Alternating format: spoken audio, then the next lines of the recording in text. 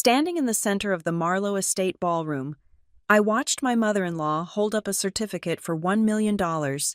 She called it a blessing, a seed fund for my new life in her family. The applause was deafening, but 7 days later, the silence was louder. That paper was not a gift. It was a warrant designed to frame me for her financial crimes.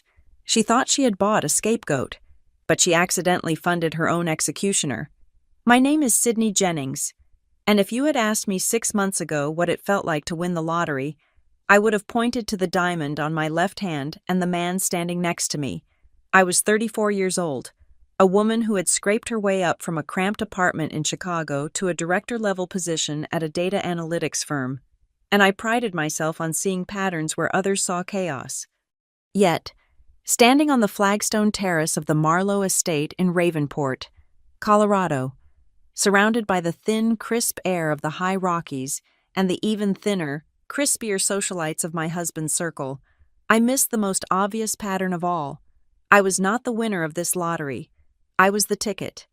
Ravenport was the kind of town where the driveways were heated to melt the snow before it could touch the tires of a Range Rover, and the silence at night was heavy with the weight of accumulated interest. My husband, Ethan Marlowe, fit into this world with the easy grace of someone who had never checked a bank balance in fear. He was kind, incredibly intelligent in his field of bioengineering, and possessed a smile that could disarm a bomb squad. But holding my hand that evening, his grip was damp. He was terrified of his mother, though he would have called it respect. Vivian Marlowe was the reason we were all gathered here. It was technically a celebration of our recent elopement, a family blessing ceremony she had insisted upon, because our private courthouse wedding had denied her the chance to hold court. Vivian was 60, but looked a timeless 45, a woman carved from marble and dressed in silk. She did not just enter a room, she annexed it. The party was in full swing. A string quartet played something classical and unobtrusive near the infinity pool. Waiters moved like ghosts, replacing half-empty glasses with full ones before anyone could ask. I smoothed the skirt of my dress, feeling the eyes of 50 people on me. They were assessing the new acquisition. I was not from their world. I was the daughter of a mechanic and a schoolteacher, a woman who worked for a living, and I knew they were looking for cracks in my polish. Vivian clinked a silver spoon against her crystal flute. The sound cut through the chatter like a razor wire. The crowd hushed instantly.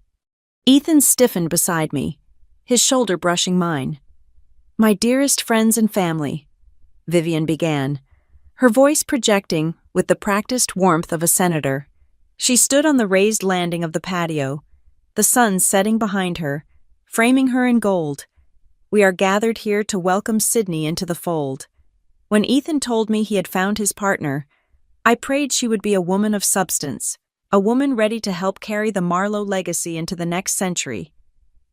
She beckoned me forward. I walked up the 3 steps to join her, my heels clicking on the stone. She took my hand in hers. Her skin was cool and dry. "In our family, we believe that trust is not just a feeling, it is an action," Vivian announced, turning to the crowd. "And we believe in empowering the women who hold this family together. Sydney, you are no longer just Ethan's wife. You are a Marlowe, and to prove that we do not just welcome you with words, we welcome you with resources." A man I did not recognize stepped out from the shadows of the pergola. He carried a velvet-lined tray holding a thick, leather-bound portfolio and a large, decorative envelope. Vivian took the envelope and opened it. Inside was a piece of heavy cardstock with elegant calligraphy. She held it up for the crowd to see. "Tonight, I am endowing Sydney with the Marlowe Prosperity Grant, a seed fund of $1 million to start her journey as a steward of our family's future." The gasp from the crowd was genuine. My own breath caught in my throat. $1 million. It was an abstract, impossible number. I looked at Ethan, and he was beaming, his relief palpable. He looked at me as if to say, "See? She loves you. It is going to be okay." Vivian handed me the certificate. It felt heavy, substantial. "This is not just money. Sydney," she said, her voice dropping to an intimate register that the microphone still picked up perfectly. "This is freedom. This is my way of saying that I trust you.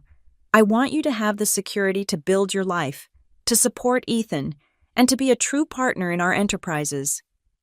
Tears pricked my eyes. I felt a wave of shame for every bad thing I had thought about her controlling nature. She was just generous. She was intense, yes, but she wanted to take care of us. I hugged her, and the crowd erupted in applause. She patted my back, 3 solid thumps, before pulling away. The man with the tray stepped closer. This was Mr. Sterling, the family lawyer, though I had never met him before. He looked tired, his suit slightly ill-fitting, a stark contrast to the polished guests. "Mrs. Jennings Marlowe," he said, his voice low. "Just a few formalities to make the transfer official."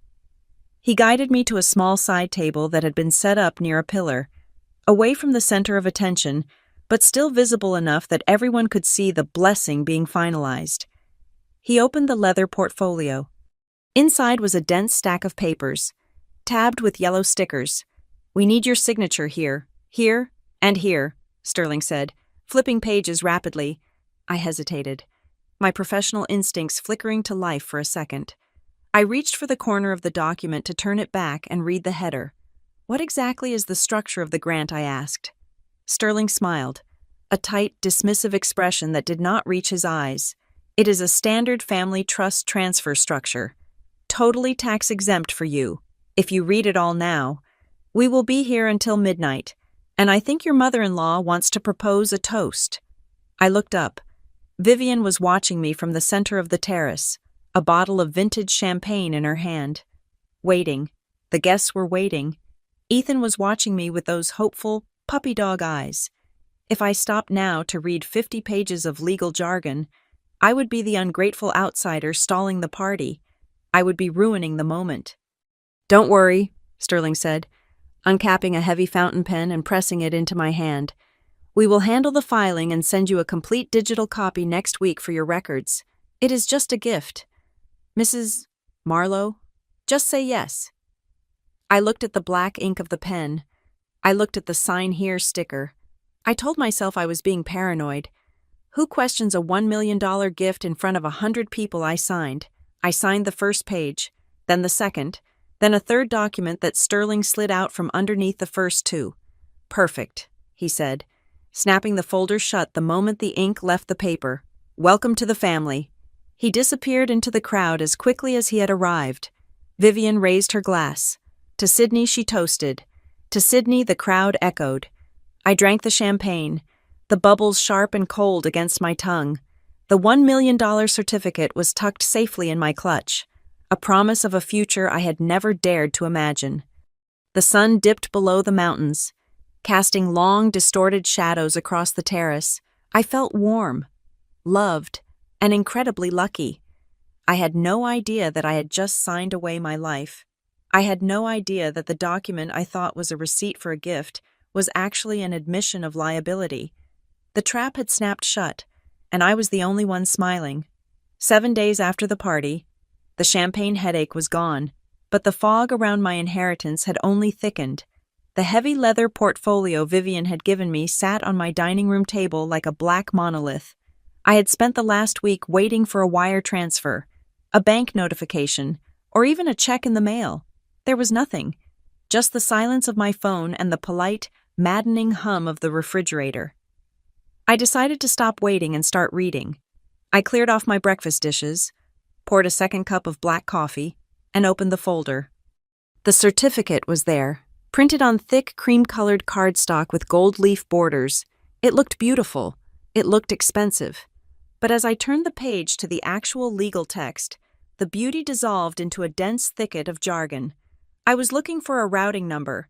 I was looking for the name of a bank Chase, Wells Fargo, even a local credit union.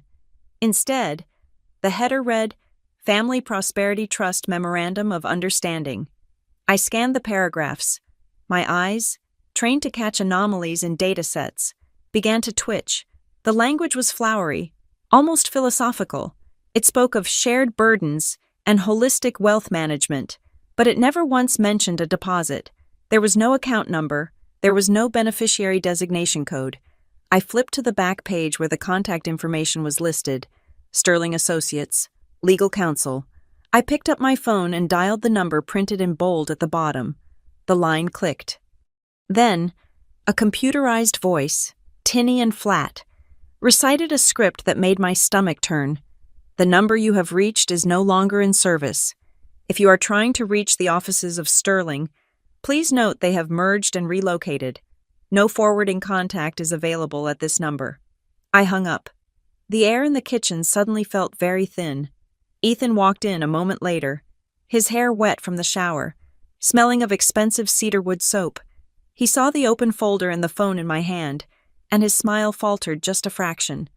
"You are still looking at that?" he asked, grabbing an apple from the bowl. "Ethan," I said, keeping my voice steady, "I just tried to call the lawyer. The number is dead, and there is no money in here. It is just a statement of intent. It is not a trust fund. It is a philosophy essay." He sighed, the sound of a man who found his wife's practicality exhausting. "Sydney, honey, you have to understand how Mom operates. She does not just Venmo you $1 million. It is a family structure. It takes time to vest. She is probably setting up the investment accounts. Why do you always have to look for the trap?" "Because real gifts do not come with disconnected phone numbers," I snapped, sharper than I intended. He took a bite of the apple, chewing slowly, his eyes drifting away from mine. "You are embarrassing me. Sid, she welcomed you. She gave you the blessing in front of everyone. Just let her handle the logistics. If you go poking around, you are going to make it look like you are only here for the cash." He kissed me on the forehead, a gesture that felt more like a dismissal than affection, and left for work. The front door clicked shut, and I was alone with the paper ghost. I needed a second set of eyes that were not blinded by filial loyalty. I scanned the entire document into a PDF and sent it to Nora Bell. Nora had been my roommate in Chicago for 5 years. She was a forensic accountant who found joy in auditing tax returns the way other people enjoyed crossword puzzles. I texted her 3 words. "Am I crazy?" She called me on FaceTime 20 minutes later. She was not smiling. "Sydney, where did you get this?" Nora asked, her face close to the camera, her glasses reflecting the glow of her dual monitors. "My mother-in-law. It is supposed to be a gift." "This is not a gift," Nora said, her voice cutting through the speaker. "This is a job offer, and a bad one." "What do you mean?" "Look at page 14. Section C, paragraph 2. I highlighted it in the file I just sent back to you. I opened the file on my laptop. The section was buried in a wall of text about fiduciary maintenance. The undersigned acknowledges appointment as interim financial steward for the Ridgeview Allocation Subtrust, accepting full signatory authority for all pre-existing liabilities and future audits. Steward. I whispered. "You are not the beneficiary." "Sid," Nora explained, her tone dropping to a hush. "You are the fall guy. A steward manages the money. They do not own it. But here is the kicker. Look at the liability clause. It says the steward is personally responsible for any compliance discrepancies found during the tenure of the trust." My hands went cold. Compliance discrepancies. "But I have not done anything." I said, "I have not even touched a dime. That is not the worst part." Nora said, "Look at the signature page. The very last one." I scrolled down. There was my signature. Sydney Jennings. It was my loop. My sharp J. My fading tail on the I signed a stack of papers with the lawyer. I admitted, feeling a wave of nausea. I did not read them all. No. "Look at the date next to the signature," Nora commanded. I zoomed in. October 14th. The party was on October 28th. I said, "I was not even in Ravenport on the 14th. I was at a conference in Denver." "And look at the ink," Nora added. "If you zoom in to 400%, you can see the pixelation around the edges of the stroke. That is not wet ink. Sydney, that is a digital lift. They scanned your signature from somewhere else and pasted it onto this document." My mind raced back to the party, the entrance hall, the massive leather-bound guest book sitting on a pedestal. Vivian standing there, smiling, handing me a pen. Sign the book, darling. It is a piece of history. I had signed it with a flourish, happy to be part of the history. They stole my signature. I said, the realization hitting me like a physical blow. They backdated it. Nora corrected, which means legally, you have been the interim financial steward of this fund for 2 weeks before you even knew it existed. Whatever mess is inside that trust, you have been in charge of it for half a month. Why, I asked, staring at the screen. Why would she do this? Because, Nora said, adjusting her glasses, rich people do not give away $1 million unless they are buying something worth more. She is not buying your love, Sydney. She is buying your clean record. She is buying a fresh name to put on a dirty ledger. I looked out the window at the manicured lawn of the Marlowe estate. It looked peaceful, serene, and completely fake. Ethan thought his mother was a saint. The world thought she was a philanthropist.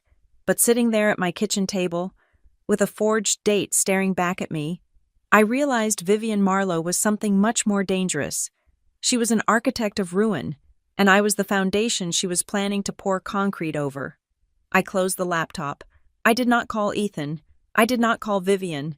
I sat in the silence, listening to the house settle, and felt the warm, fuzzy blanket of my new life dissolve, revealing the steel cage underneath. I was not a wife anymore. I was a legal shield. And I had to find out what exactly I was shielding them from before the first arrow struck.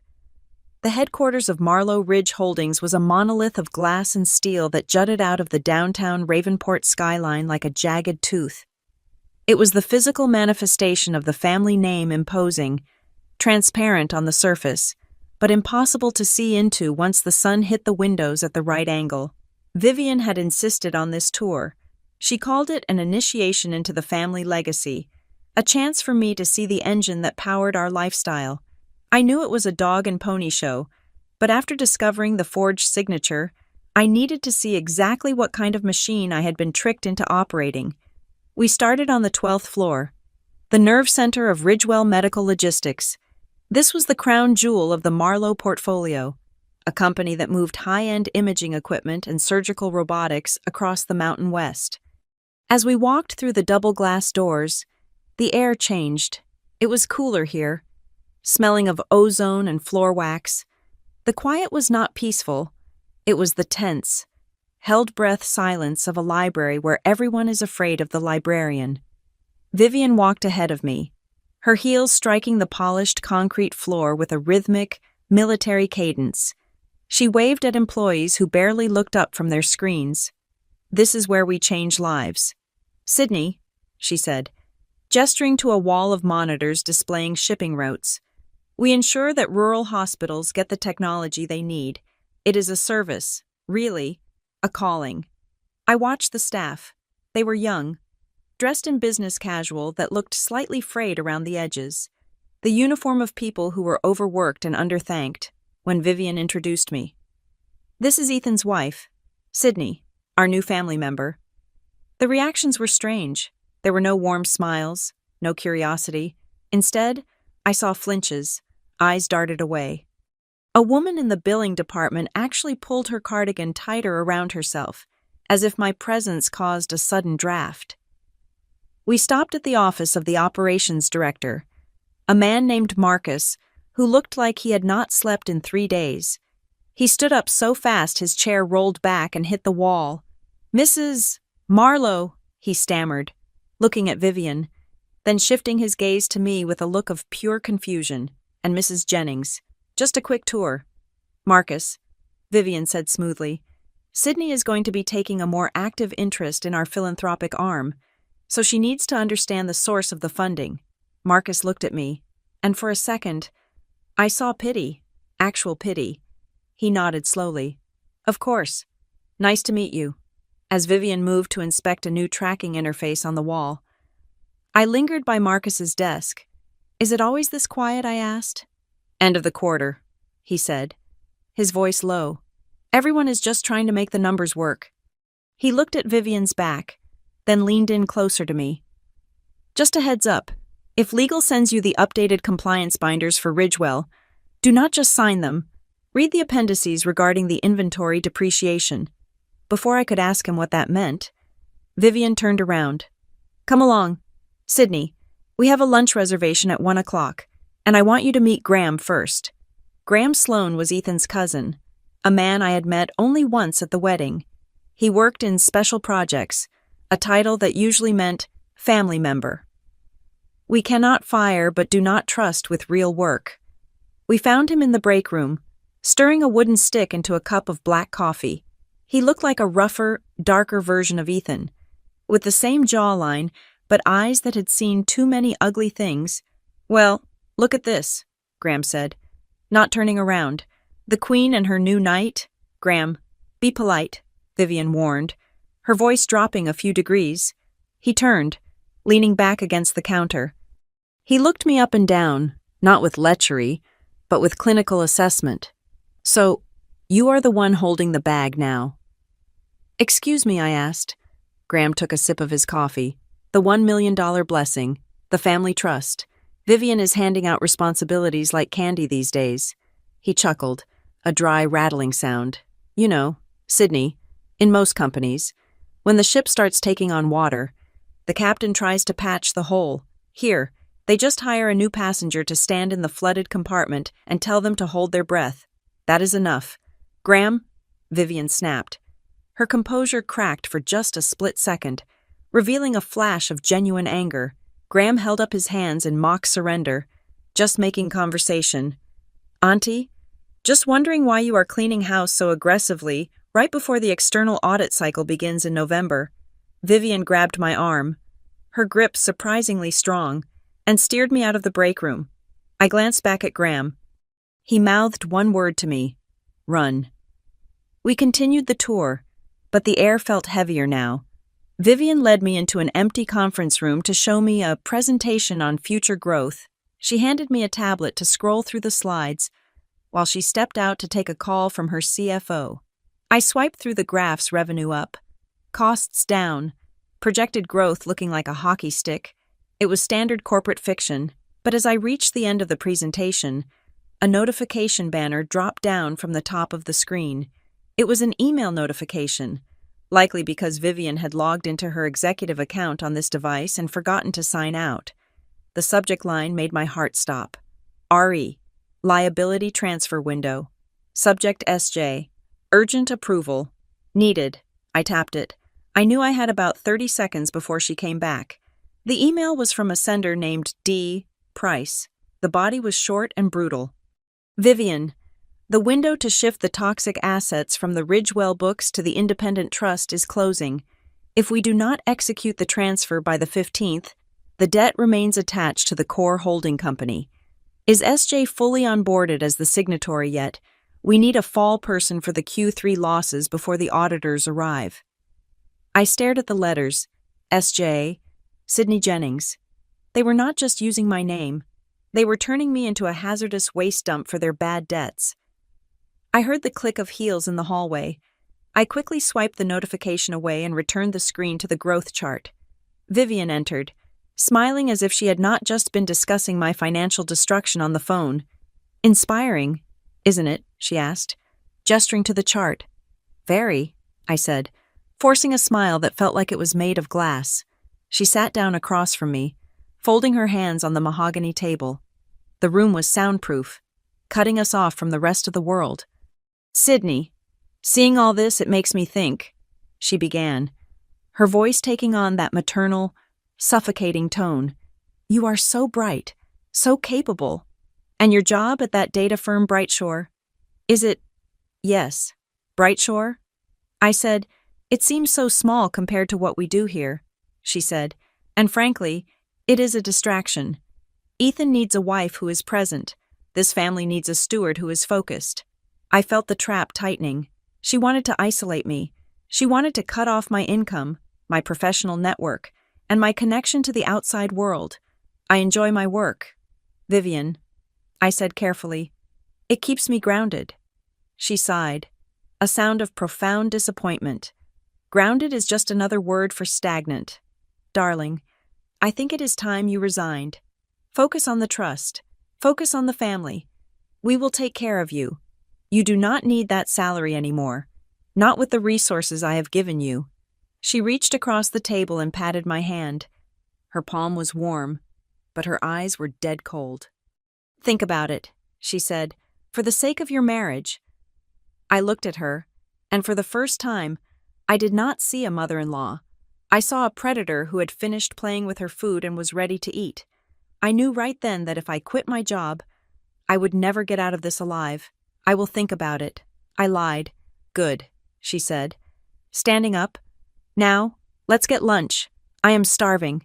I followed her out of the room, my legs feeling numb. The glass walls of the office no longer looked like symbols of transparency. They looked like the walls of a terrarium, and I was the insect trapped inside. Bright Shore Community Analytics was my sanctuary.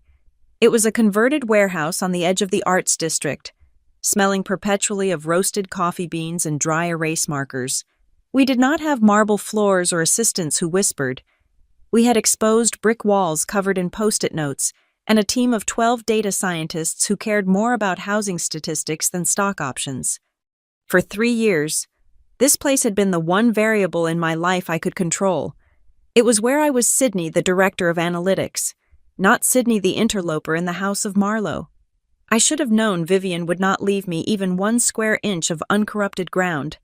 It was our annual Data for Good mixer, a modest fundraising event where we invited local community leaders to see our impact reports. The budget was tight-boxed wine, cheese platters from Costco, and a playlist streaming from my laptop. I was in the middle of explaining a heat map of food deserts to a city council member when the air in the room seemed to vanish. The double doors swung open, and Vivian Marlowe walked in. She was overdressed, of course, in a room of corduroys and sensible blazers. She wore a cream-colored cashmere coat and diamond studs that cost more than our entire annual operating budget. She was not alone. She had brought a photographer, someone who looked professional. Not just a guest with an iPhone. "Sydney," she exclaimed, her voice carrying over the low hum of conversation. My stomach dropped. I excused myself from the council member and walked over to her, trying to keep my smile from looking like a grimace. "Vivian," I said, "I did not know you were coming. I wanted to surprise you." She beamed, gesturing to the photographer to snap a candid shot of us. "I felt terrible that I have never seen where you spend so much of your time, and I wanted to support the cause." She reached into her purse and pulled out a check. She held it loosely, but the numbers were visible enough for the people standing nearby to see. It was for $25,000, for a nonprofit of our size. That was enough to fund a junior analyst for 6 months. The room went quiet. My boss, Sarah, walked over, her eyes widening at the check. "Mrs. Marlowe, this is incredibly generous," Sarah said. Reaching for it, Vivian held on to the check for a beat longer than necessary. "We believe in data, don't we? Sydney. The Marlowe family wants to be a pillar for the community. In fact, I have drawn up a little partnership agreement, just a standard pledge form so we can make this an annual recurrence." She handed a folder to Sarah. I watched the exchange with a rising sense of panic. Vivian did not do standard. Vivian did calculated. "I need to review that." "Sarah," I said, stepping in, "just to make sure it aligns with our grant policies." Vivian's smile tightened at the edges. "Of course, darling. But surely you want to celebrate first." I managed to steer Sarah into her office 10 minutes later, leaving Vivian to charm the board members in the main room. "Sid, what is the problem?" Sarah asked, thumbing through the document. "It is $25,000. We need this. Let me see the terms," I said. I scanned the sponsorship agreement. It looked generic at first: logo placement, mentions in the newsletter, but then I found it on the 3rd page, buried under a clause about impact assessment. The sponsor, Marlowe Ridge Holdings, reserves the right to access anonymized raw data sets regarding community health trends and demographic shifts for the purpose of internal auditing and philanthropic alignment. My blood ran cold. Ridgewell Medical Logistics was in trouble. I knew that from the email I had seen on the tablet.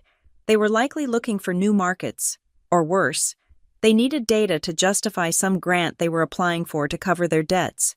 They wanted Brightshore's data, our hard-earned, trust-based data on vulnerable populations to feed their corporate strategy. They want our data. Sarah, I said, pointing to the clause, this is not a donation. It is a data purchase agreement disguised as charity. If we sign this, we are giving a for-profit medical supplier access to our community health records. Even if it is anonymized, it is unethical. It violates our privacy promise to the neighborhoods we serve. Sarah read the line, her brow furrowing. Are you sure? Maybe it is just boilerplate language? With Vivian, nothing is boilerplate. I said firmly, we cannot take the money. Not with these strings. I walked back out into the party. Vivian was holding court near the wine table, telling a story that had the city council member laughing. Vivian, I said, keeping my voice low but audible. Can I have a word? She turned, her face a mask of benevolent curiosity. Of course, dear. We stepped into the hallway. We cannot accept the sponsorship, I said. Her expression shifted instantly from warmth to ice. Excuse me. The data access clause, I said. Brightshore cannot share proprietary community data with a private corporation. It is a conflict of interest. Vivian sighed, a long, tragic sound that suggested I was a slow child who refused to eat her vegetables. Sydney, you are being paranoid. We just want to see the good we are doing. You are letting your personal insecurities cloud your professional judgment. It is not personal. I said, it is ethical. We will not sign. She looked at me, and I saw the calculation happening behind her eyes. She switched tactics immediately. I see, she said, her voice trembling slightly. I try to reach out. I try to show an interest in your little world, to bridge the gap between us, and you throw it back in my face. You are determined to paint me as the villain, aren't you? She walked back into the room, not to leave, but to say goodbye to Sarah. I watched from the doorway as she touched Sarah's arm, looking visibly distressed, shaking her head as if to say I tried. She left the check on the table, but Sarah looked at it, then at me, and I knew the damage was done. I had saved our data, but I had looked like a petty, ungrateful daughter-in-law in front of my entire professional network. The drive home with Ethan was excruciating. He had picked me up from the event, and Vivian had clearly called him immediately. I do not understand why you have to make everything so complicated, Ethan said, gripping the steering wheel. She wanted access to our data. Ethan, I said, exhausted. It was a Trojan horse. It was $25,000, he shouted. A rare outburst that made me flinch. She is trying. Sydney, she goes to your work. She offers money. And you humiliate her. She called me crying. Do you know how rare it is for her to cry? She is manipulating you, I said quietly. No. You are isolating yourself, he countered. You are looking for fights where there are none because you do not want to be part of this family. You are so defensive all the time. It is exhausting. I looked out the window at the passing streetlights. He did not see it. He refused to see it. To him, I was the difficult one, the jagged piece that refused to fit into the perfect puzzle. When we got home, Ethan went straight to bed, claiming a headache. I stayed downstairs. I opened my laptop, but not for work. I created a new, encrypted folder on an external hard drive. I named it Receipts. I typed out a summary of the evening. I scanned the sponsorship agreement I had taken from Sarah's desk before leaving. I downloaded the email thread where I had formally declined the offer to Sarah, ensuring my professional reasoning was time-stamped. Vivian had tried to buy my workplace to give herself a moral cover. If Marlow Ridge was under investigation, a partnership with a squeaky-clean nonprofit like Brightshore would look great to regulators. See, we care about the community. She had failed tonight, but she had succeeded in driving a wedge between me and Ethan. I was alone in the house, alone in the marriage, and thanks to the interim financial steward document, alone in the crosshairs of whatever legal nightmare was coming. I saved the file. If they wanted a war, they were going to get one, but I was done fighting with words. From now on, I was fighting with paper. The Sunday dinner at the Marlow estate was never just a meal. It was a board meeting with better china. The roast beef was bloody. The wine was older than I was, and the tension was thick enough to choke on. Vivian sat at the head of the table, her eyes scanning the room like a lighthouse searching for a shipwreck. After the dessert plates were cleared, Vivian did not ring for coffee. Instead, she rang for her briefcase. A housekeeper placed a heavy stack of documents next to the centerpiece. Vivian rested her hand on it, her manicured nails tapping a slow, deliberate rhythm against the paper. "We have been discussing the future," she began, her gaze landing squarely on me. "And after seeing your passion for your little non-profit work, despite the unfortunate misunderstanding last week, I have realized something. You need a bigger canvas. Sydney, you need a platform that actually matches the Marlowe name." Ethan looked up, hopeful. He was desperate for peace, desperate for his wife and his mother to be on the same side. "What is it, Mom?" he asked. Vivian smiled, a benevolence that did not reach her eyes. "It is time to hand over the reins of the Marlowe Horizon Fund." The table went silent. Even Graham, who was nursing a scotch at the far end of the table, stopped mid-sip. The Horizon Fund was the family's golden goose of public relations. It funded scholarships, hospital wings, and community centers. It was the shield they used whenever the press started asking questions about their business practices. "I am stepping down as the primary administrator," Vivian announced, her voice soft, almost vulnerable. "I am getting older. The travel, the oversight, it is becoming too much. I need someone I trust, someone with a fresh perspective, someone who understands the value of $1. She slid the stack of papers across the mahogany table toward me. "I want you to take over as the interim managing director. Sydney, it is a prestigious title. It gives you control over nearly $5 million in charitable assets. You will be the face of our goodness." Ethan squeezed my thigh under the table. "Sid, that is amazing. That is huge." I looked at the papers. The top page read, "Appointment of trustee and transfer of fiduciary liability." "Why me?" I asked, keeping my hands in my lap. "Why not Graham? Or Ethan? Ethan is a scientist." "Darling, not an administrator," Vivian said dismissively. "And Graham, well, Graham has his own demons. You, Sydney, you are clean. You are organized. And after I gave you the prosperity grant, it only makes sense that you take on the responsibilities that come with that trust." She uncapped a fountain pen and held it out. "However," she added, her tone sharpening, "we are in a bit of a time crunch. The fiscal year ends in 2 days. To ensure the tax exemptions apply to the current cycle, we need to file the change of leadership by tomorrow morning. The courier is coming at 8. She pushed the pen closer. "Just sign the acceptance pages now. You can read the bylaws later. It is standard philanthropy, helping sick children and bright students. Who would say no to that?" The pressure was immense. Ethan was watching me with shining eyes.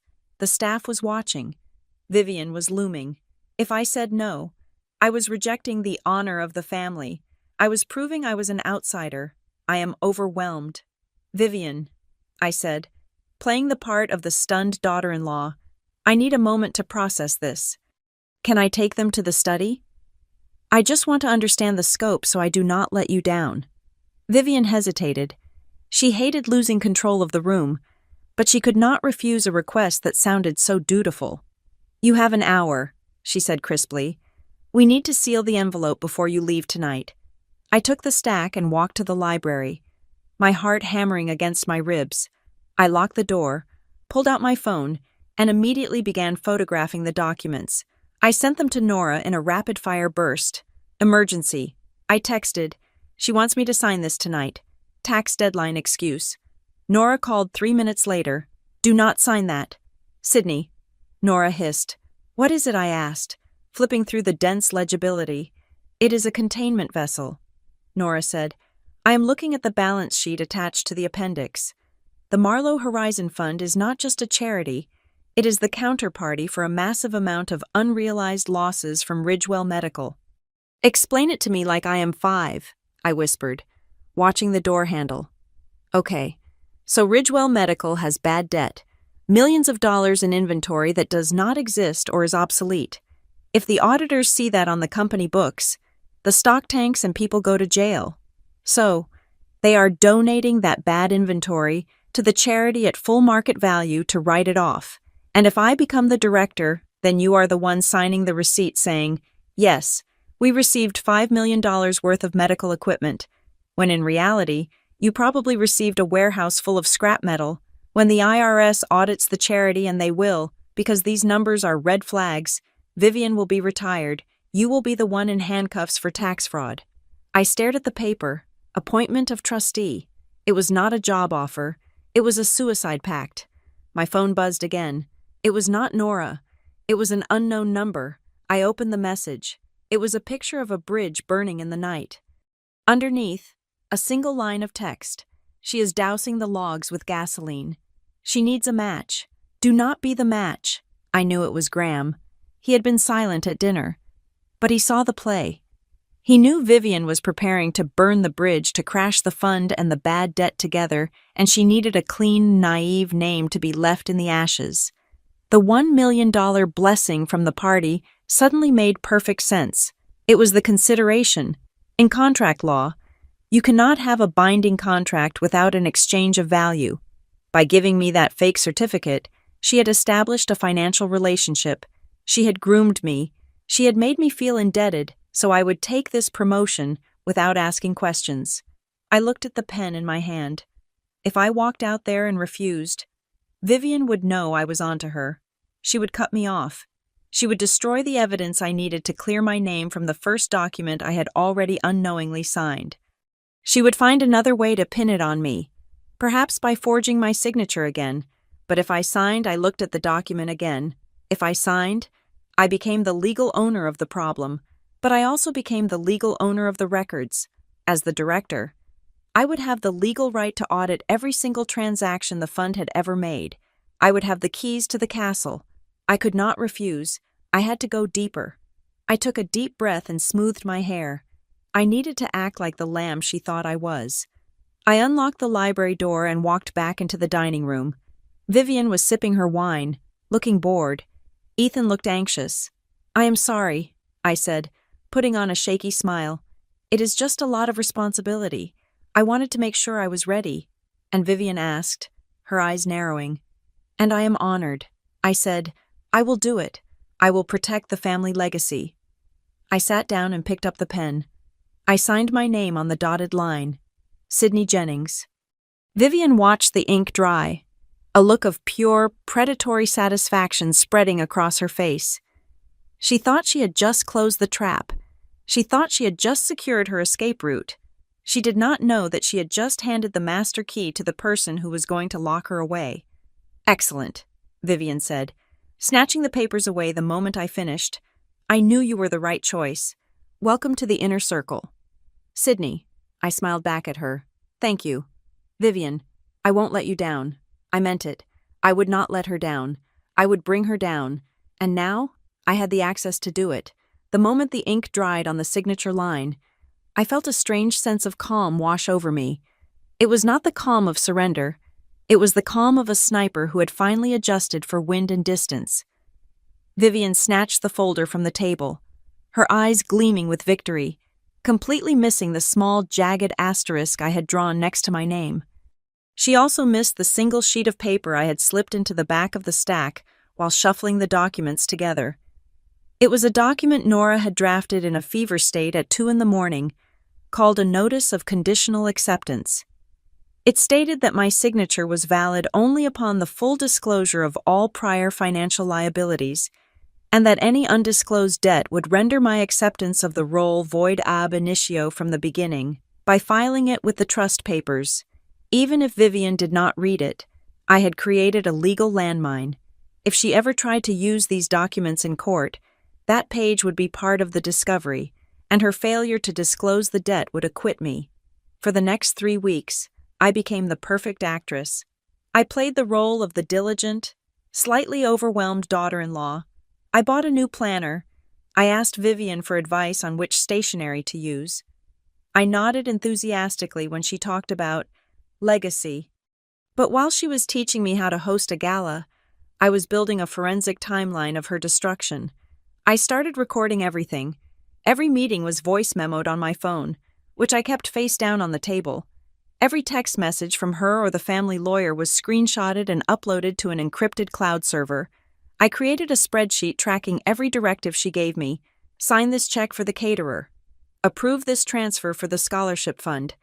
Ignore that invoice from the medical supplier. I was not just looking for errors. I was looking for a pattern. I needed an expert to interpret the pattern. So I found Caleb Hart.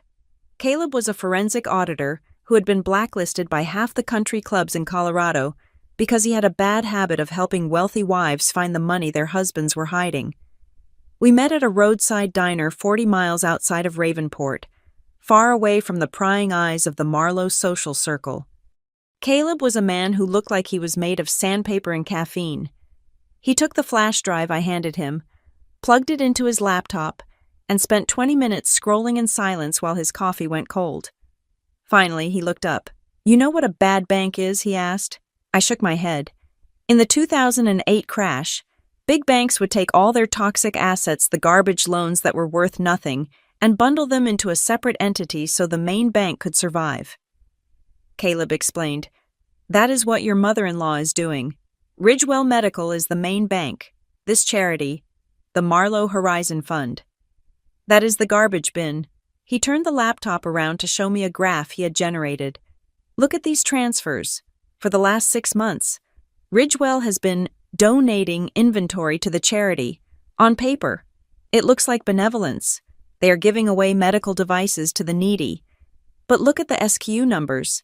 These are discontinued models, recalled pacemakers, MRI machines that failed inspection. They are writing off millions of dollars in dead stock as charitable donations at full market price to lower their tax bill. And now I am the director of the charity," I said, the realization settling in my gut like lead. "Exactly," Caleb said. "When the IRS realizes the charity is holding $10 million of worthless scrap metal, the fraud charges land on the person who signed the acceptance forms. That is you.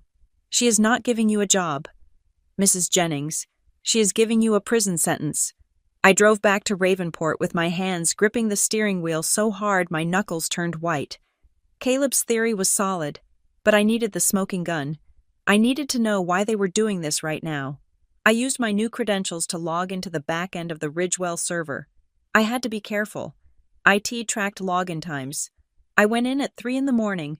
While Ethan was asleep beside me, I found the answer in a folder marked Pending Litigation. There was a letter from the Mountain West Hospital Network, their biggest client. It was a notice of contract termination effective December 1st. The reason cited was consistent discrepancies in billing and revenue reporting. Ridgewell was losing 40% of its revenue stream in less than a month. The company was technically insolvent. Vivian wasn't just hiding a few bad years, she was hiding a total collapse.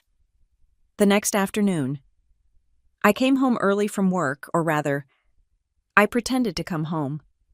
I parked my car down the street and walked in through the back garden door, which I knew had a silent hinge. The house was quiet, but I heard voices drifting from the library. I took off my shoes and crept down the hallway, pressing myself against the wall outside the open door. It was Vivian. She was on speakerphone with Sterling, the lawyer. "The transfer is complete," Sterling said, his voice crackling with static. "Sydney signed everything. We are just waiting for the county clerk to stamp the liability shift." "And the timing?" Vivian asked, pouring herself a drink. I could hear the clink of the decanter. "Perfect," Sterling replied. "When the hospital contract cancellation goes public next week, the stock will drop. The auditors will come in. They will see the inventory dump in the charity. By the time they unravel it, you will be technically retired from the board, and Sydney will be the one holding the executive power. We can frame it as her incompetence. She accepted the bad inventory without due diligence." "Poor girl," Vivian said, and her voice was so cold it made me shiver. "She really does want to be part of the family. She will be the perfect transition face, a martyr for the Marlowe name." I backed away slowly, step by step, until I was in the kitchen. I put my shoes back on, opened the back door, and slammed it shut loudly. Announcing my arrival, I walked into the living room. Vivian was there, looking composed, reading a magazine. "Sydney, you are home early," she smiled. I smiled back, a genuine, bright smile. Because now I knew everything. I knew the timeline, I knew the mechanism, and most importantly, I knew they thought they had already won. I had a great day. "Vivian," I said, "I was just thinking about the gala next week. I want to make a speech. I think it is time I really stepped up and told everyone what this family stands for." "That is a wonderful idea," she said. She had no idea that I was not planning a tribute. I was planning an eulogy for her empire. I would play the dutiful daughter-in-law for exactly 7 more days. And then, I would light the match. Vivian Marlowe was a master of the pivot. When the legal paperwork was signed and the trap was set, she stopped acting like a CEO and started acting like a martyr. She knew that paperwork could trap my finances, but only emotional guilt could trap my husband. It started on a Tuesday night. Ethan came home with eyes that were red-rimmed and puffy. He smelled of his mother's signature lavender perfume, a scent that now triggered a fight-or-flight response in my nervous system. She told me everything. "Sid," Ethan said, collapsing onto the sofa. He looked broken, a little boy in a man's suit. She told me about the years after Dad died. I never knew she had to sell her own jewelry just to keep the lights on. I never knew she almost lost the house 3 times. She did all of that alone, just to protect me. I stood in the kitchen doorway, gripping a dish towel. I knew for a fact that Vivian's poverty years were a fabrication. Caleb, my forensic accountant, had pulled the property records. The Marlowe estate had been fully paid off since 1998, and the family trust had never dipped below $10 million. But looking at Ethan's tear-streaked face, I realized that facts would not work here.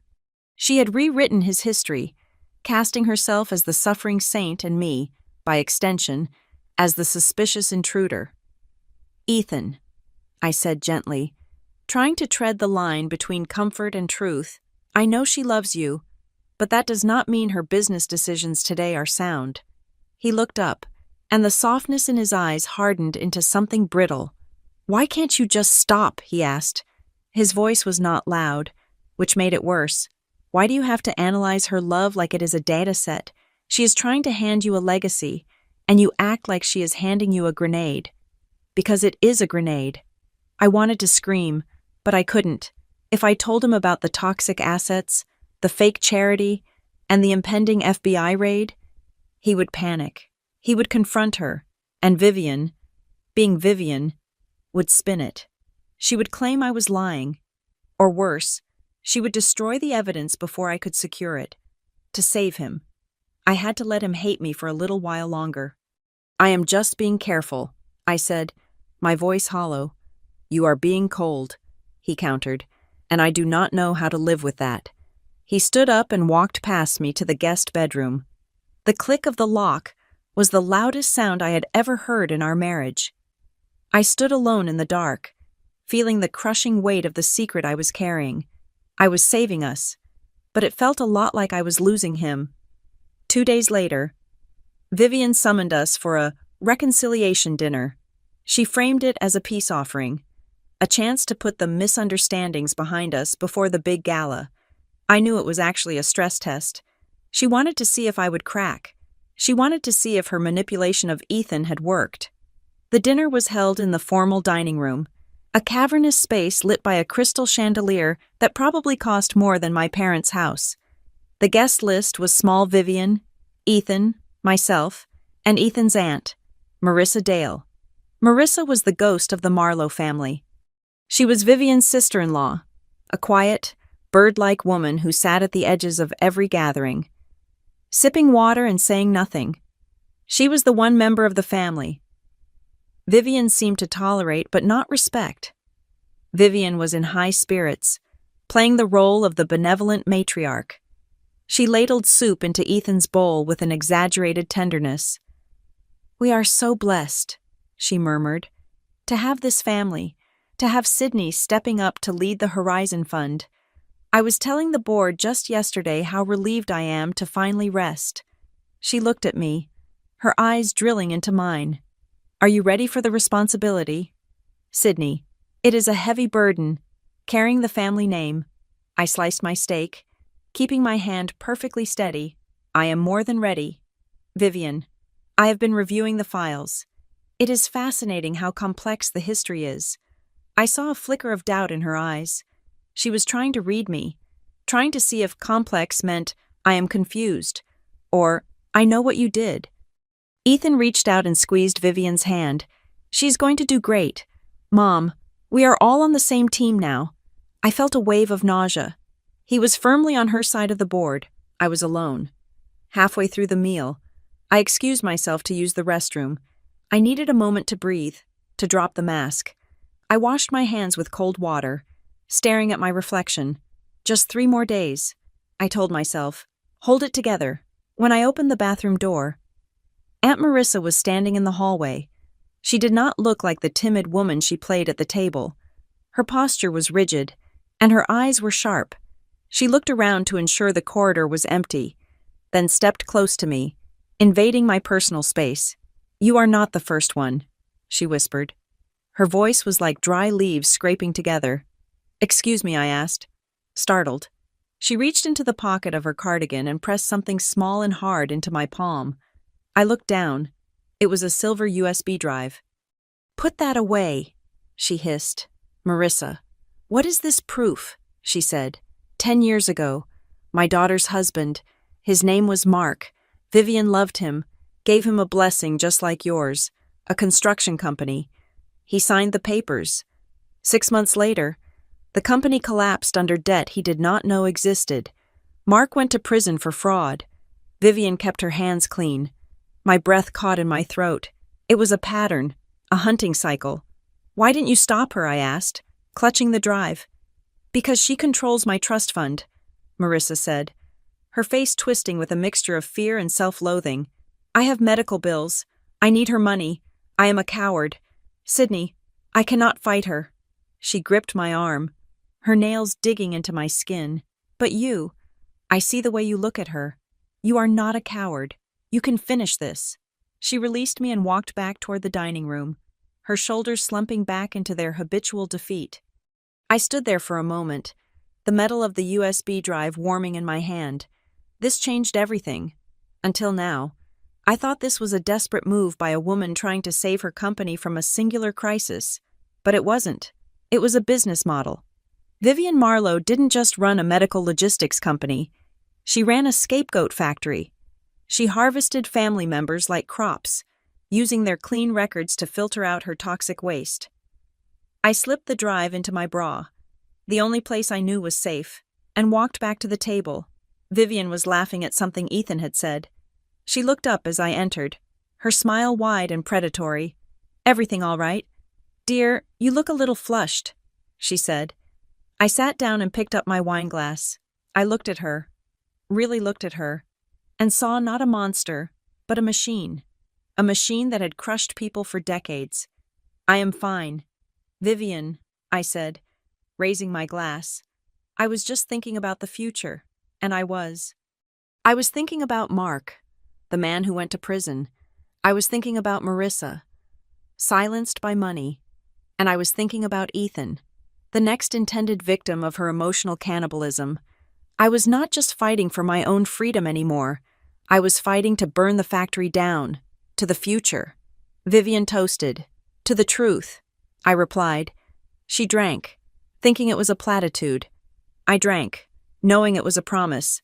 The USB drive pressed against my skin like a second heartbeat, counting down the seconds until her destruction.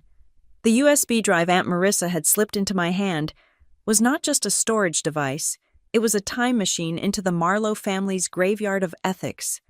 I took it to Caleb Hart's office at midnight, the neon sign of the bail bondsman next door buzzing with an erratic, nerve-wracking rhythm. We sat in the dark, illuminated only by the blue glow of his 3 monitors, dissecting the digital anatomy of a predator.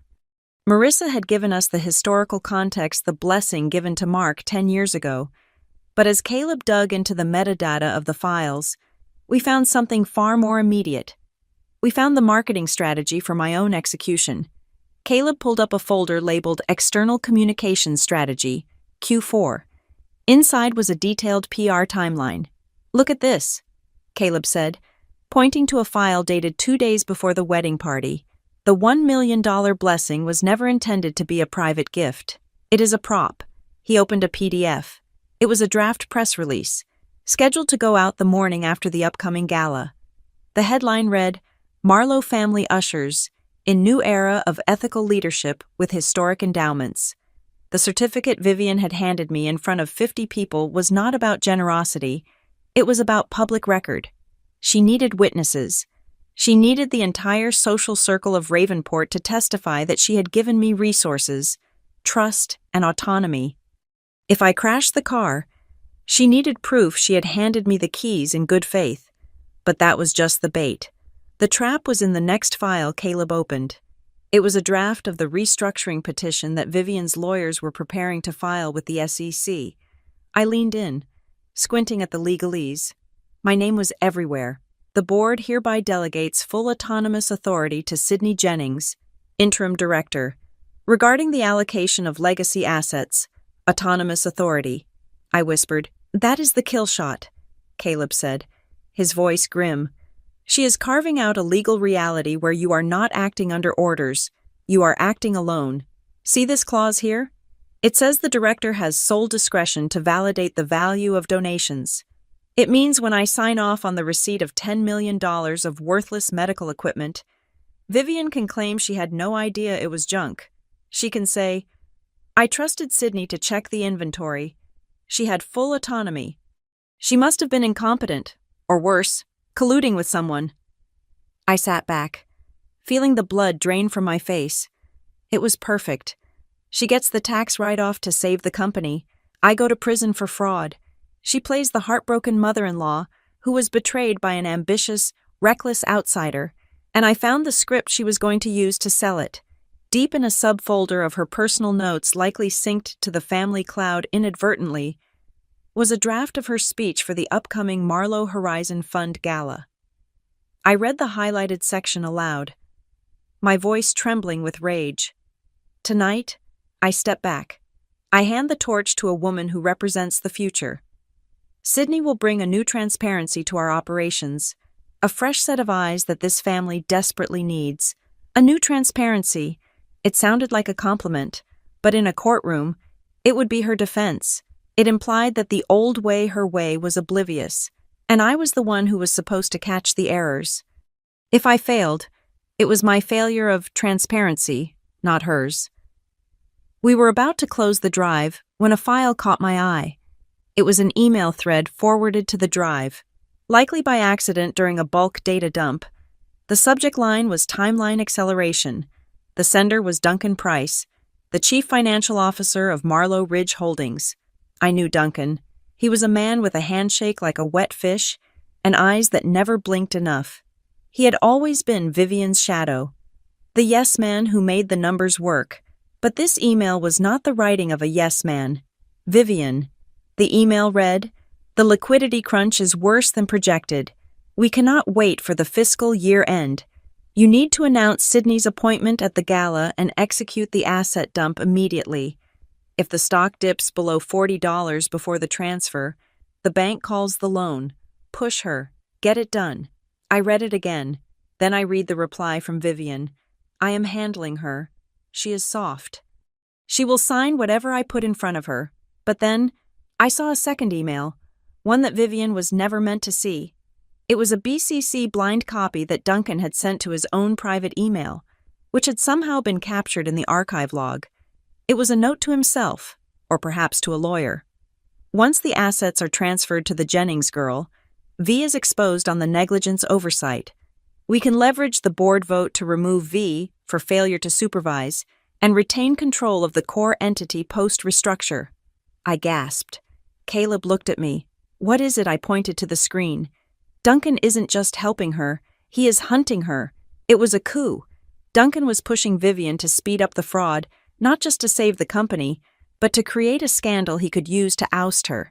He wanted Vivian to use me as a scapegoat, and then he planned to use the resulting chaos to declare Vivian incompetent and take over the CEO chair himself. I started laughing. It was a dry, humorless sound that rattled in my chest. "What is so funny?" Caleb asked, looking concerned. "They are eating each other," I said. "It is a shark tank. Vivian thinks she is sacrificing me to save herself. Duncan is helping her sacrifice me so he can kill her." I stood up and walked to the window, looking out at the dark street. For weeks, I had felt like a helpless victim trapped in a maze, but now, I realized I was standing in the middle of a battlefield where two generals were marching toward each other, unaware that the ground between them was mined. I was the mine. I turned back to Caleb. "Can we verify the timestamps on these emails?" "Down to the second," he said. "Good." I said, "Make copies. Make 3 copies of everything." I picked up the USB drive. It felt heavier now, loaded with the radioactive secrets of the Marlowe Empire. I was not going to run. I was not going to hide. I was going to go to that gala. Vivian wanted a show, I would give her one. Duncan wanted a transition of power, I would give him one. I checked my watch. It was 2 a.m. The gala was in 48 hours. I went home to the house that was not a home, slipped into bed beside the husband who was no longer a partner, and fell into a deep, dreamless sleep. I was not afraid anymore. You do not fear the fire when you are holding the detonator. The River St. Grand Hotel was wearing its best jewelry that night. The ballroom was a cavern of gold leaf and crystal, suffocated by the scent of 10,000 white lilies. It was the kind of opulence that was designed to blind you. To the 300 guests in tuxedos and gowns, this was the Marlowe Horizon Fund Gala, a celebration of philanthropy. To me, it was a courtroom, and I was walking in with a grenade hidden in my clutch. I wore emerald green. Vivian had suggested white, something virginal, something innocent, but I chose green, the color of money, the color of envy, the color of the poison I was about to serve. The banner hanging above the stage was massive, honoring Sydney Jennings, steward of the future. It made me look like a saint. I knew it was actually a label on a sacrificial lamb. I stood near the ice sculpture, sipping seltzer, waiting for the signal. My phone buzzed against my thigh. It was a text from Nora. "Packages live. Caleb has remote access to the AV system. We are green on your command." I took a breath. The evidence package was ready. The emails, the timeline, the forged signature overlay, the restructuring petition, it was all queued up on a laptop in a van parked 2 blocks away, ready to override the hotel's projector at the touch of a button. "Mrs. Jennings." The voice was low and smooth, like oil slicking over pavement. I turned to see Duncan Price, the CFO. He was holding 2 glasses of champagne, offering me one with a conspiratorial smile. "Duncan," I said, accepting the glass but not drinking. "You look radiant," he said, stepping a little too close, "but you also look tense. I suppose the weight of the crown is heavy." I looked him in the eye. He was wearing a tuxedo that cost more than my car, but his eyes were darting around the room, checking for Vivian. "It is a lot of responsibility," I said neutrally. "It does not have to be," he murmured, leaning in. "Look, Sydney, I know what Vivian is doing. I know about the asset dump. I know about the bad debt." I kept my face perfectly still. "Do you?" "I do, and I know she is setting you up to take the fall." But he paused, taking a sip of his drink. "It does not have to end that way. I can protect you. I can testify that you were coerced. All you have to do is sign a statement tonight, a statement I have prepared implicating Vivian in the mismanagement. If you help me remove her, I will make sure the board exonerates you." I looked at him, really looked at him. He thought I was a frightened girl looking for a life raft. He did not realize I had read his emails. He did not want to save me. He wanted to use my testimony to kill Vivian, and then he would likely discard me later to keep his own hands clean. He was not a savior. He was just a different kind of butcher. "That is a very generous offer." "Duncan," I said, my voice dripping with false gratitude, "but I think I have everything under control." His smile faltered. "You are making a mistake. You are going to go down with the ship. I am not on the ship." "Duncan," I said softly, "I am the ocean." I walked away before he could process what that meant, leaving him staring at my back with a frown of confusion. I made my way toward the front of the room, where the Marlowe family table was set like a royal court. Vivian was there, holding court, laughing with a senator, but my eyes went to Ethan. He was standing off to the side, near a pillar, talking to Aunt Marissa. I had not told Ethan what was going to happen tonight. I could not risk him cracking. But looking at him now, I saw that the crack had already happened.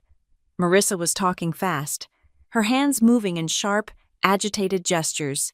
She was not the timid ghost anymore. She was gripping Ethan's arm. I saw her mouth the name Mark. I saw her point at Vivian. Ethan looked like he had been punched in the gut. His face was pale, his eyes wide with a dawning, horrific realization. He looked at his mother, who was currently preening for a photographer, and then he looked across the room and locked eyes with me.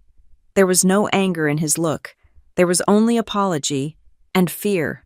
He started to walk toward me, pushing through the crowd, but the light suddenly dimmed. A spotlight hit the stage.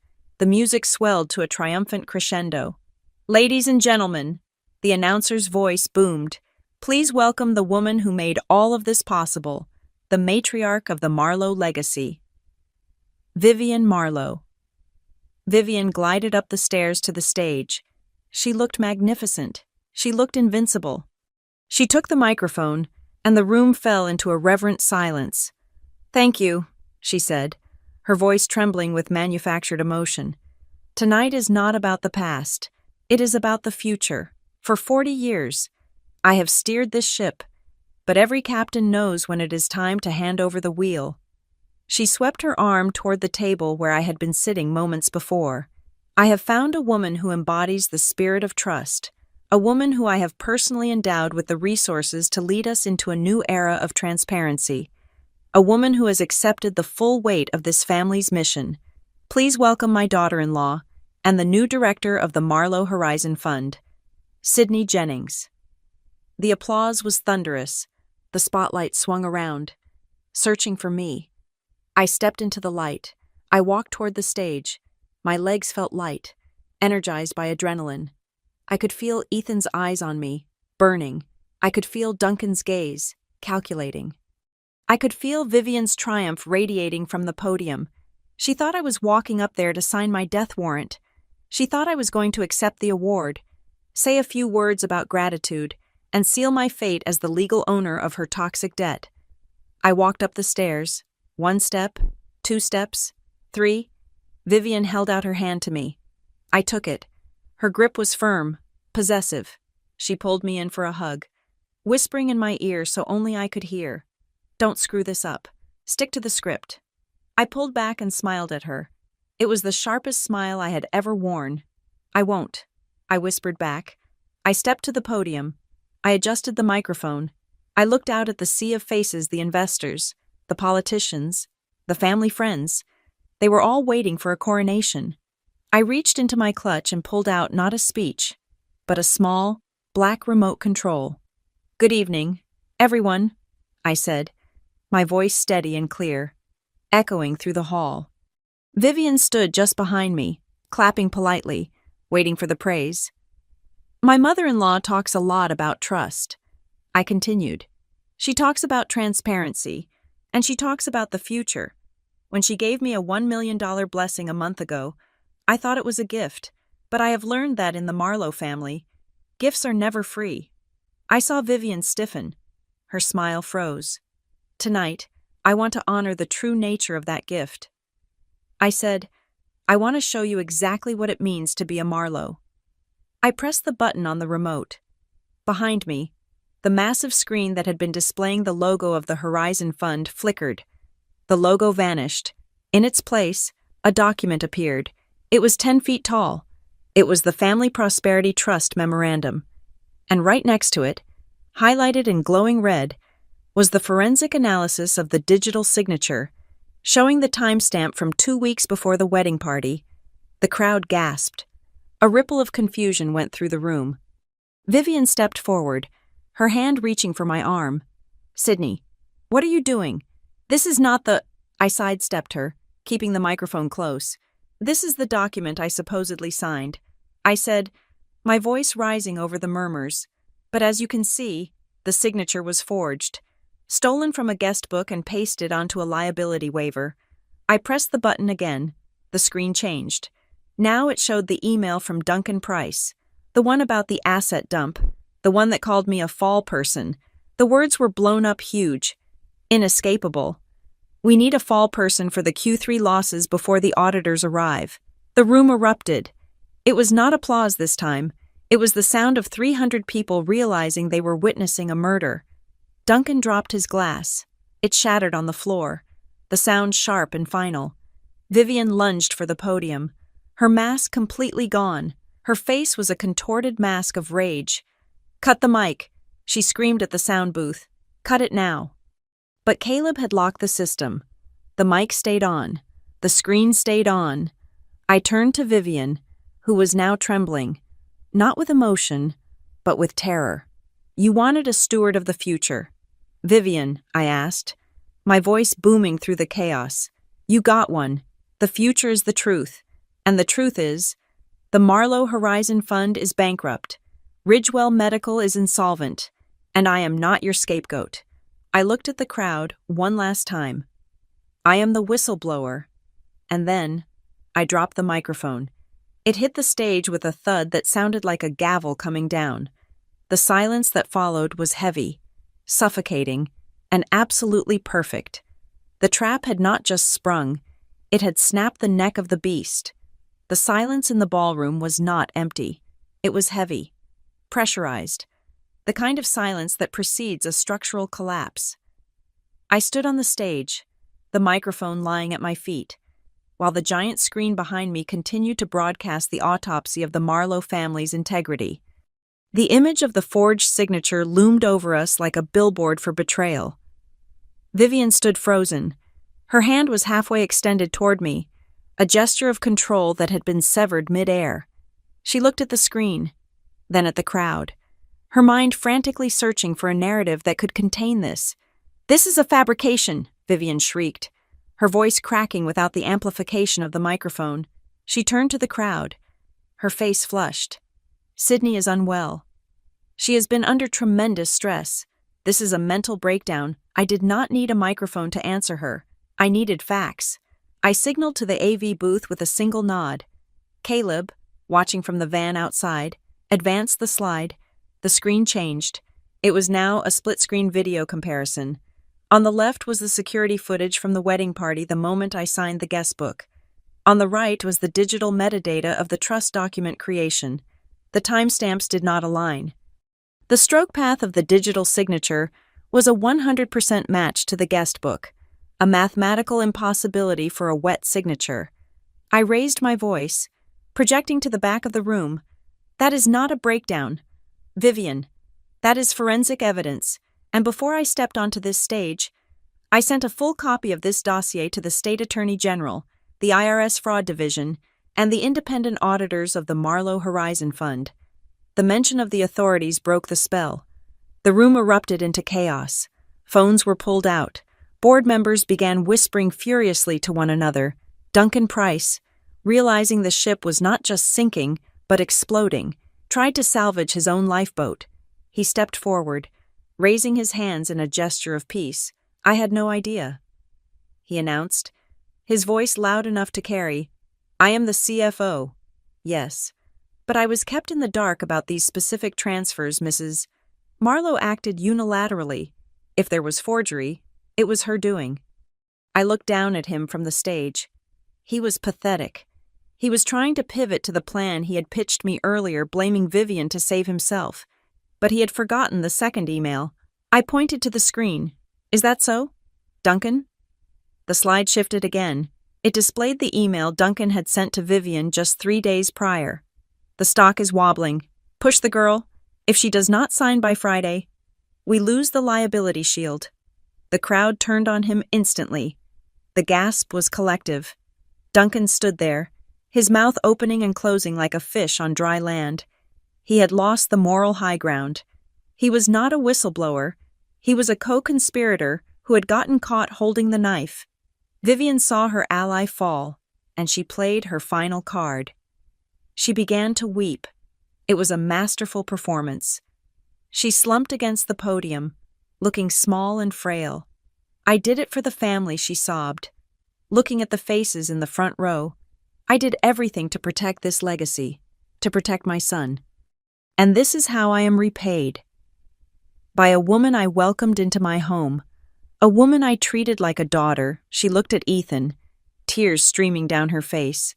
Ethan, please, tell them how much I have sacrificed for you. She is destroying us.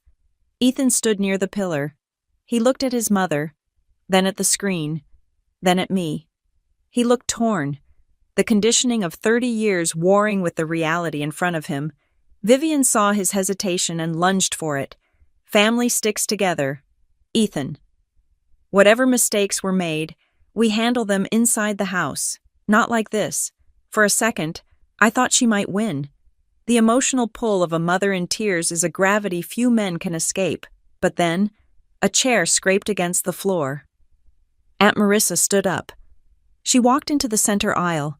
She was shaking, her hands clenched into fists at her sides, but she did not look down. It is not the first time. Vivian, Marissa said. Her voice was thin, but in the hush of the room, it carried like a bell. Vivian froze. Marissa. Sit down. You are confused. I am not confused, Marissa said, her voice gaining strength. I am tired. She turned to the crowd. 10 years ago, she did the same thing to my son-in-law. Mark, she gave him a construction firm as a wedding gift. It was debt-ridden. When it collapsed, she testified against him. He went to prison for 3 years. She called it a lesson in responsibility. The room went deadly silent. This was not corporate malfeasance anymore. This was a blood sport. She threatened to cut off my medical care if I spoke. Marissa continued, tears finally spilling over. But I will not let her do it to Sydney. I will not let her do it to Ethan. She looked at Ethan. Run, she whispered. Ethan looked at his aunt, the woman who had always been a shadow, now standing tall in the light. Something in his face broke. The boy who was afraid of his mother died in that moment, and the man who loved his wife finally woke up. He walked past his mother without looking at her. He climbed the stairs to the stage. He came to stand beside me. He took my hand, his grip firm and warm. Ethan, Vivian whispered, horrified. My wife is not a liar, Ethan said. His voice was calm, but it had the finality of a judge's gavel, and she is not a scapegoat. If she says the fund is corrupt, then it is corrupt. He looked out at the audience, at the investors and the board members, effective immediately. I am recusing myself from all board positions at Marlow Ridge, and I am filing a petition to separate my personal assets from my mother's estate. We are done. Vivian collapsed onto the floor, not in a theatrical faint, but in the genuine, crushing weight of total defeat. She had lost her money, her reputation, and her son in the span of 10 minutes. Security guards began to move toward the stage, not to arrest me, but to escort Vivian and Duncan away, as the flashing lights of police cruisers began to reflect off the high windows of the ballroom. The aftermath was a blur of legal motions and depositions, but the ending was as clear as the high mountain air. Vivian was forced out of the company within 48 hours. The board, terrified of the liability I had exposed, fired her and Duncan to save themselves. They cooperated fully with the investigation. Vivian avoided prison due to a plea deal involving her failing health and a massive settlement, but she was banned from serving on any corporate board for life. She retreated to a smaller house in Florida, stripped of her influence, her empire, and her audience. Ridgewell Medical Logistics went into receivership and was restructured. The toxic debt was liquidated, and a new, transparent board was installed. Ironically, my interim role became a reality for 3 months as I helped the auditors unravel the knot, ensuring that every penny was accounted for before I resigned with a clean record. Ethan and I did not have a fairy tale ending. We had a lot of work to do. We spent months in therapy, untangling the webs of guilt and obligation Vivian had spun around him, but we did it in a house that we bought with our own money, with no strings attached. He went back to his lab. I went back to Brightshore, which, thanks to the publicity, received a legitimate influx of donations from people who admired my stand, and we built a life that was smaller, quieter, and infinitely more real. The $1 million certificate sits in a frame in my office now. It is not worth a cent, but every time I look at it, I smile. It was supposed to be the price of my soul. Instead, it became the receipt for my freedom. Vivian thought she was giving me a blessing to buy my silence. She forgot that the most dangerous thing you can give a smart woman is the evidence. Thank you so much for listening to my story. I hope you enjoyed seeing how the truth always finds a way to surface, no matter how much money tries to bury it. Please let me know in the comments where you are listening from. I would love to hear from you and know what you would have done in my shoes. Don't forget to subscribe to the Zoe Revenge Stories channel, like this video, and hit that hype button to help more people hear this story. See you in the next one.